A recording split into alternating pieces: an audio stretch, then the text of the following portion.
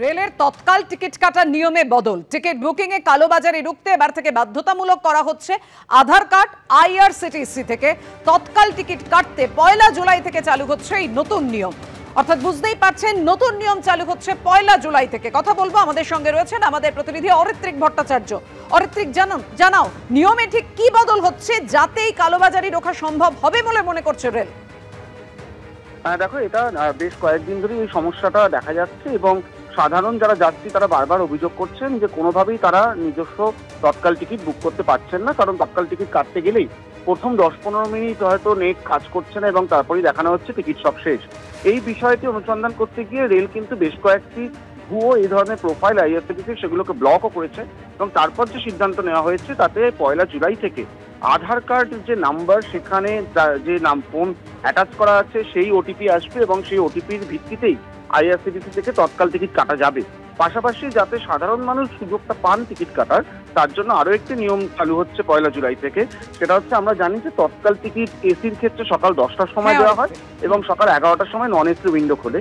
প্রথম আধ ঘন্টা কোনো এজেন্ট কিন্তু টিকিট কাটতে পারবেন না, তারপর থেকে এজেন্ট টিকিট কাটতে পারবেন।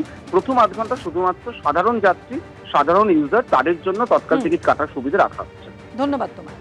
কিছু জেলায় তাপপ্রবাহের পরিস্থিতি হওয়ায় আগামীকাল ও পরশু রাজ্যের সরকারি ও সরকারি সাহায্যপ্রাপ্ত স্কুলগুলোতে ছুটি। প্রাথমিক, উচ্চ প্রাথমিক, মাধ্যমিক ও উচ্চ মাধ্যমিক শিক্ষা প্রতিষ্ঠানে ছুটি থাকছে।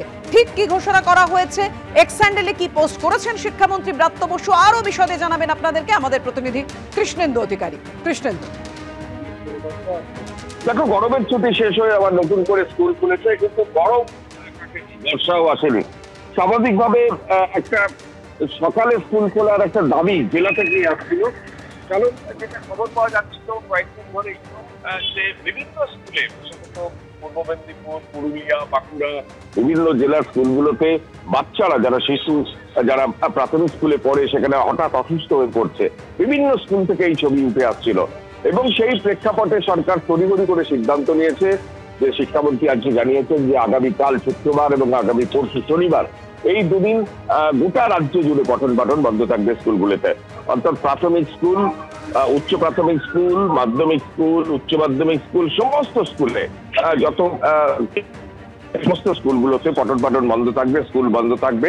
এই দুদিন আগামী স্কুল বন্ধ রাখার সিদ্ধান্ত নিয়েছে এবং মধ্যশিক্ষা পর্ষদ বা প্রাথমিক শিক্ষা পর্ষদ এ ব্যাপারে কিছুক্ষণ পরেই বিজ্ঞপ্তি জারি করবে। স্কুলগুলোতেও সেই বিজ্ঞপ্তি পাঠানো হচ্ছে এবং সরকারি সূত্রে যেটা জানা যাচ্ছে, শিক্ষামন্ত্রী এক্স হ্যান্ডেলে লিখেওছেন যে যেহেতু তাপপ্রবাহের খবর পাওয়া যাচ্ছে বিভিন্ন জেলা থেকে এবং জেলা থেকেই দাবি উঠছে যে শিশুরা অসুস্থ হয়ে পড়ছেন, সেই প্রেক্ষাপটে এই সিদ্ধান্ত এবং আগামী ক্ষেত্রে কি সিদ্ধান্ত সরকার নেয় সে ব্যাপারেও পরবর্তী ক্ষেত্রে সরকার সিদ্ধান্ত ঘোষণা করবে। আপাতত আগামীকাল এবং আগামী পরশু রাজ্যের সমস্ত স্কুলে পঠন পাঠন বন্ধ রাখা হয়েছে এই তাপপ্রবাহের জেরে।